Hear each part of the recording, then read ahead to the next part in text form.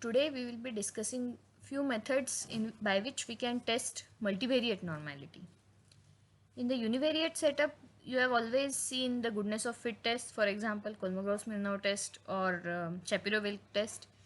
You have also perhaps drawn QQ plot to check normality or any other distribution. So can we do something similar for multivariate normality? That we will see today. This is part of both theory as well as practical, but in theory we are not going to really derive the test statistic and its distribution, etc. So I am not going to engage a separate lecture on this in theory. So this lecture will serve both the purposes, theory as well as practical syllabus related to goodness of fit testing for multivariate normal. Obvious first question, why do we need to test? We have seen that in the Hotelling t-square test as well as in multivariate ANOVA, our underlying assumption is that every population has multivariate normal distribution. So if I want to validate that assumption, then I need to check the multivariate normality. So we are going to have two different tests, and one other way is via QQ plot. Okay. So first let me go for the tests and then we will discuss QQ plot. So the tests are actually known as tests based on Mardia's skewness and kurtosis measures. Skewness and kurtosis, skewness is related to, skewness is basically third moment and related to third moment, kurtosis is related to fourth moment. So we will see first what do we mean by skewness here and kurtosis here. So these are the formulae.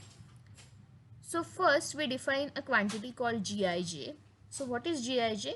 Gij is this: yi minus y bar prime sigma hat inverse yj minus y bar. So in Gij we are basically computing something like a quadratic form, but instead of having same vectors on both the sides, we are having two different vectors. So yi is my ith observation, yj is my jth observation, y bar is the overall sample mean. So we are computing Gij. We can obviously see that this is 1 cross 1, so this is a scalar. Now because I have n observations in any sample, I would have n cross n, that is n square values of Gij, right? And we are taking cube of those Gij's and then averaging over it. So we are dividing by n square, adding and dividing by n square.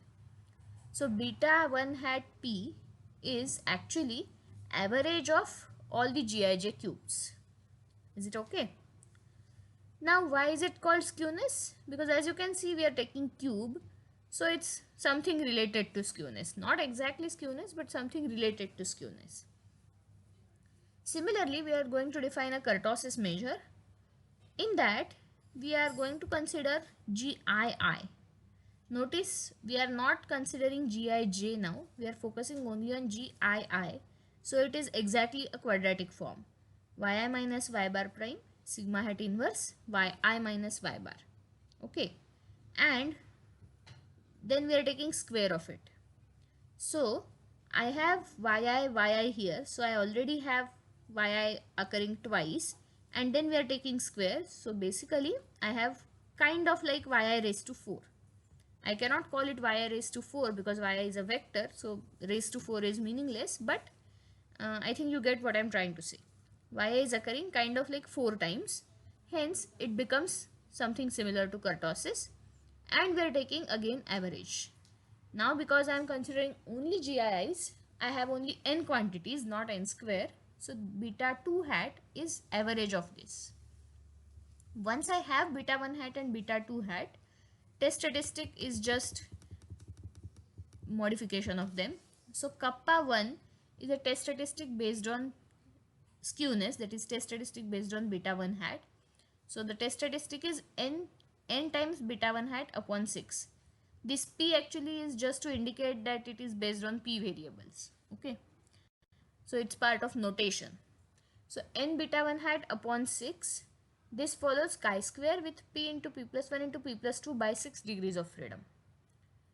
So as I said, we are not going to discuss derivation of this test statistic. Okay, we are just going to use it directly. So this is a test statistic based on skewness. So once I know that it is chi-square, I can compare the value of this obtained from the given data with chi-square cutoff, and then I can conclude whether the test is accepted or rejected. In fact, I can go one step further and compute p-value also on the basis of this chi-square distribution.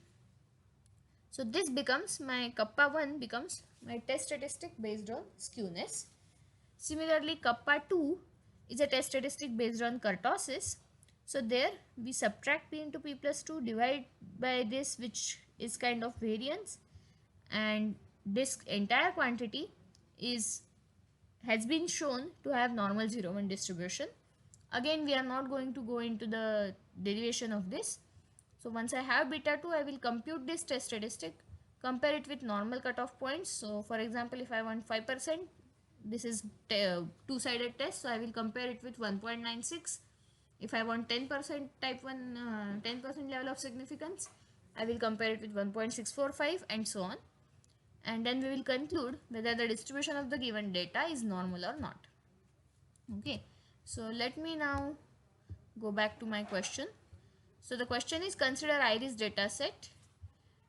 It is assumed that underlying distribution of each species is multivariate normal if I want to test. Then let us validate this assumption using the test based on Mardia's multivariate skewness and kurtosis measures. So we will consider data specific to one species only. Why? Because two species might have two different means, and if I try to fit a common normal distribution, it may not work. I don't know if you are following me, so let me give you an example. If I consider, say, heights of males and females, and if I plot them together, I might end up getting bimodal curve, one where one mode is near the average height of females, one mode is near the average height of males. Okay, so technically the combined sample may not have normal distribution. Similarly here, the combined sample on the basis of 2 or 3 species may not have normal distribution, but each sample may still have. Sample from each species might still have. So let us try to do this in R. So iris data is already there. I want only one subset of it. So iris 1 to 50, and now I don't need the species name, so -5. Okay, let us check the dimension of this data just to ensure that 50 cross 4.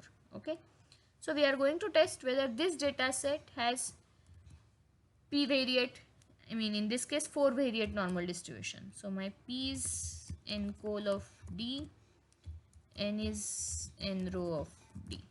Okay, okay, now I have np. I have to compute GIJs first. So let us first start by computing GIJ. So let me define a matrix called, say, GIJ mat, because we are going to have n square entries. So it's a matrix with n rows and n columns. So my ijth entry of this matrix will actually be Gij. Is it okay? So for I in 1 to n and for j in 1 to n,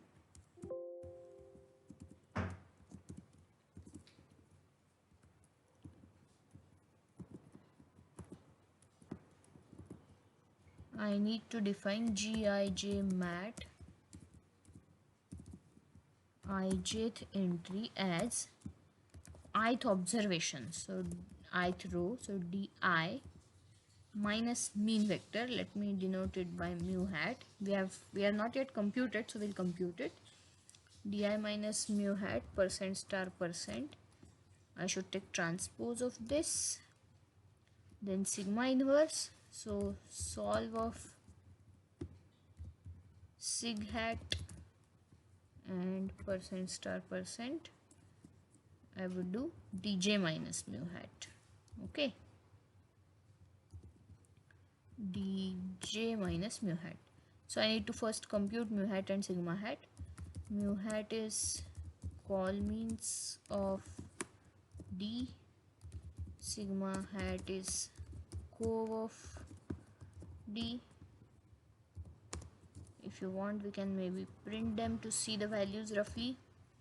Mu hat is this. Sigma hat, let me round off and then let us print it. So round sig hat 2. You should notice that I have not rounded off before, here. In the memory, sigma hat is complete. Only while printing, I have rounded it off. Okay.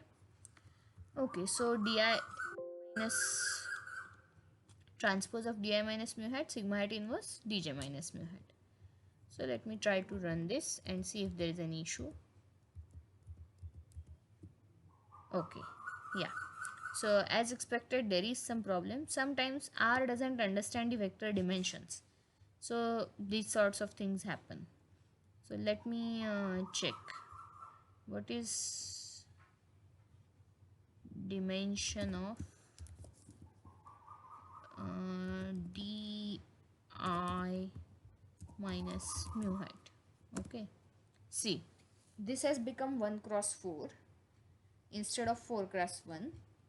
Therefore, this issue. So I'll have to remove transpose from here and put a transpose here.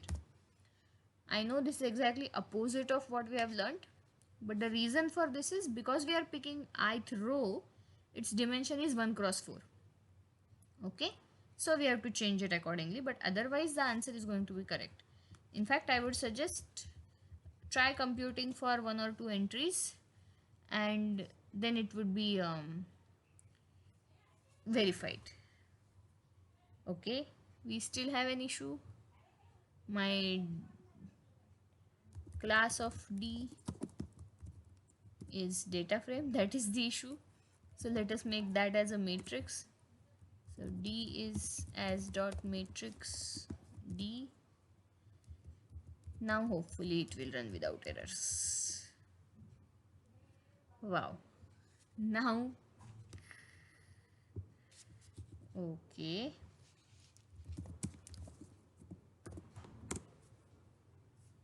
Dimension of this is null because now it has become a vector.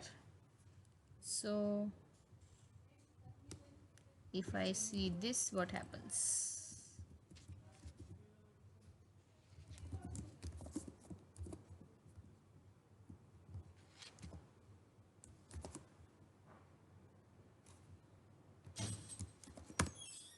See, this is 1 cross 4. So transpose is now 1 cross 4, which is okay. I think the original one is 4 cross 1. So now I have to put transpose here. I have to remove this. And now let us see again. Okay. Okay, so the reason for doing all these exercises, I know many of you don't have access to laptop, so I am just showing you that even in such a simple command, so many errors can happen. What we should do is, if you first convert it to matrix, then the original formula is going to work. Di minus mu hat prime sigma inverse dj minus mu hat. Okay, so in that case you don't need to worry much. Okay, so I have my GIJ mat. Let us try to view it. View GIJ mat.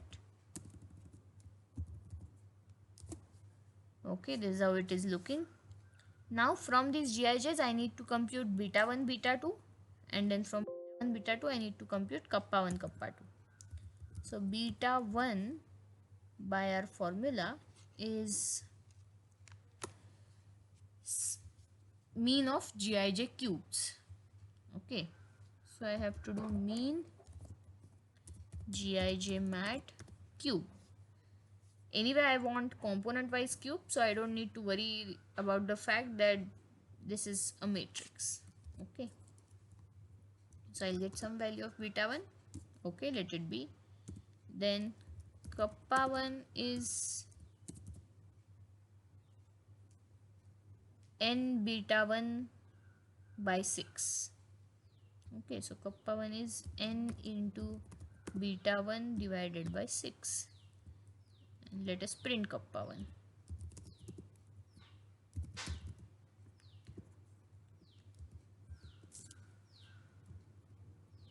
So 24.15, we have to compare it with chi-square p into p plus 1 into p plus 2 by 6. So degrees of freedom for the first test are p into p plus 1 into p plus 2 by 6,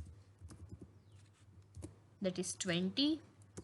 So let us check the chi-square cutoff for 0.95. So 0.95 and df equal to df1. Oh, sorry. I want chi-square, not f. It is 31. So actually my calculated value of the test statistic is 24 point.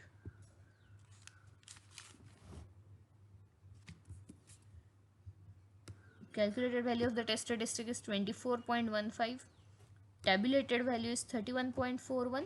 So we are going to accept our H0, and our H0 is the distribution is multivariate normal. So we are going to conclude, at least on the basis of this test, that the first, that is Setosa species, has 4-variate normal distribution. Okay. So this is fine. If I want to compute p-value, I have to see what is p-value. P-value is probability of getting a test statistic value as or more extreme than the current value. So we want 1 minus p chi sq of my current value, that is kappa 1, with the given degrees of freedom. Okay.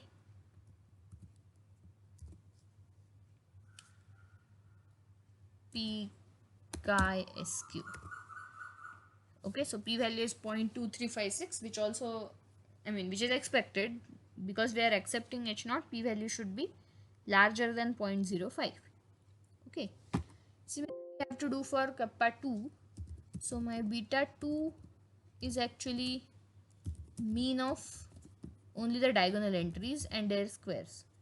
So mean of diagonal dij mat and then square of that. Okay, so we first extract the diagonal, take its square, and then compute mean. The value is this, and now kappa 2 is, you need numerator as well as denominator because there is some divisor. So it is beta 2 minus something. Let us check the formula. So beta 2 minus p into p plus 2. Okay, p into p plus 2 and p into p plus 2. Then what is happening? Yeah, I need to go to PDF. Okay, 8p into p plus 2 by n. So square root of 8 into p into p plus 2 by n. Okay, 8p into p plus 2 by n. Let's check the value of kappa 2. Okay, there is some unexpected bracket. Okay, yeah, square root of this bracket is extra. Okay, this value is 0.7587, which is clearly less than 1.96. So we can accept H0 even by this method.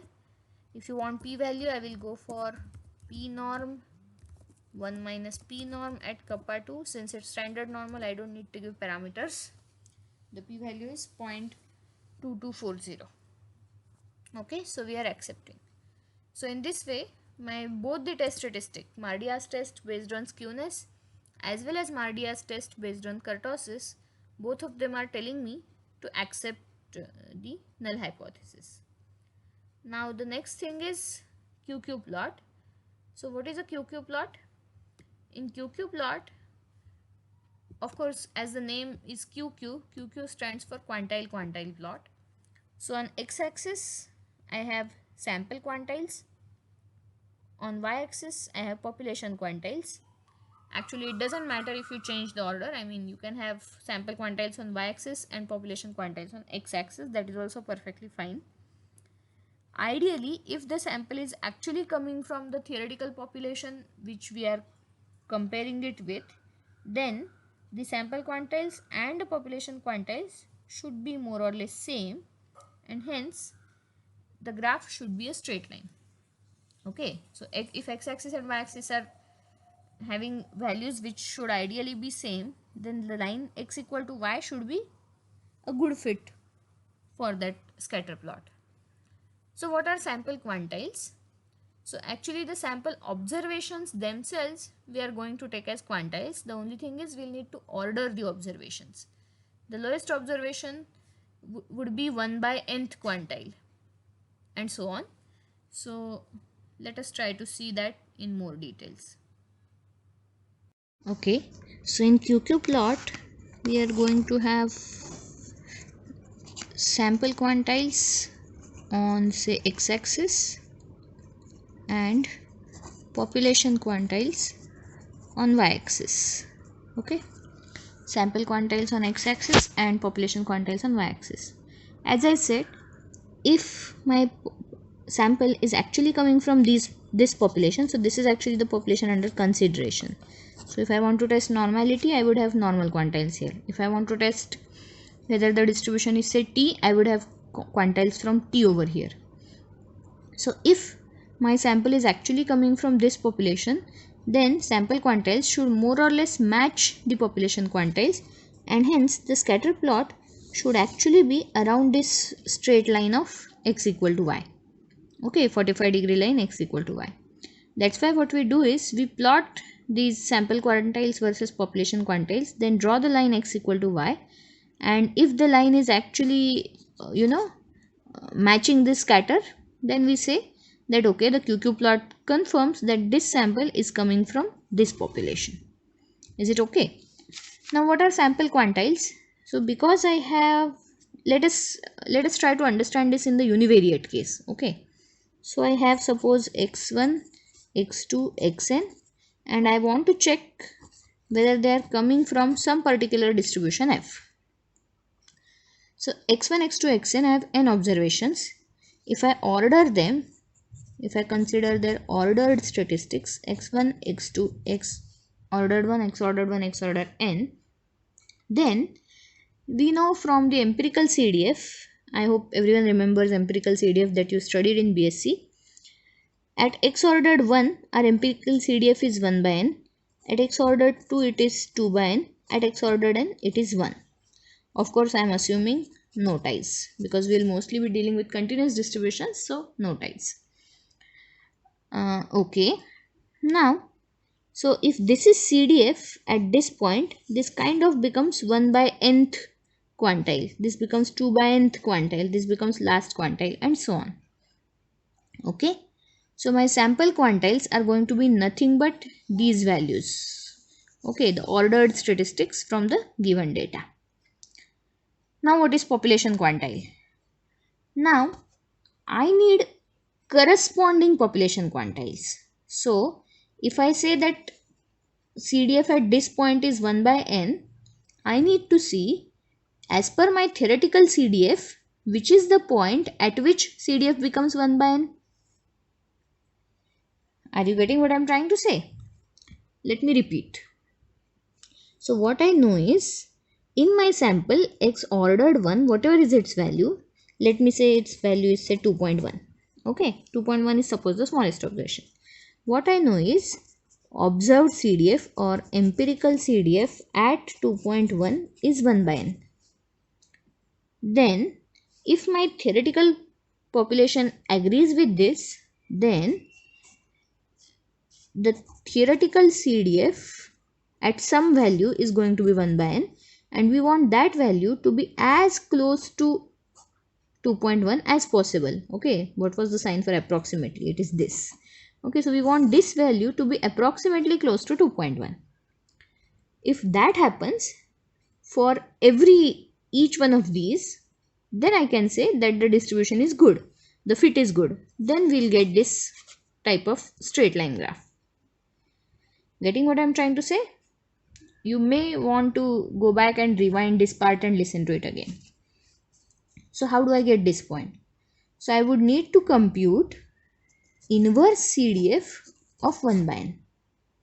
Okay, then only I get this value. So this value will actually be equal to inverse CDF of 1 by n. Okay, so at what point CDF becomes 1 by n? The theoretical CDF. Everyone is getting what I'm trying to say? Okay, now there is a small catch. If you remember, empirical CDF is always going to be a step function. Even though we know that we are dealing with continuous data, no ties, so ideally my CDF should have been a continuous line or a continuous curve, not necessarily line, a curve, something like this. Whereas empirical CDF is always going to be a step function. It can never be continuous. It's going to be only right continuous. Okay. So to account for this, we need to do what is called as continuity correction. Okay.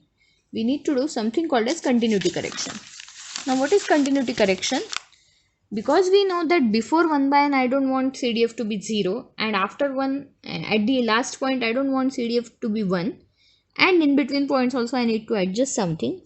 What we'll do is, instead of computing inverse CDF at these points, ideally this is what we are supposed to do, right?